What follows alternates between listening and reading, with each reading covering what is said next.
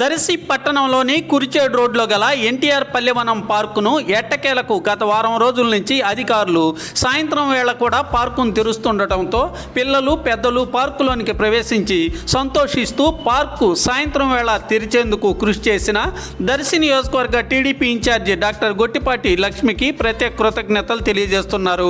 కొన్నేళ్లుగా సాయంత్రం వేళ పార్కును అధికారులు తెరవకపోవడంతో ప్రజలు అసంతృప్తి చెంది ఉండగా ఇటీవల డాక్టర్ గొట్టిపాటి లక్ష్మి పార్కును సందర్శించి సాయంత్రం వేళ కూడా పార్కును తెరవాలని అధికారులతో మాట్లాడటం జరగ్గా సాయంత్రం వేళ పార్కును తెరవటం ప్రారంభమైంది.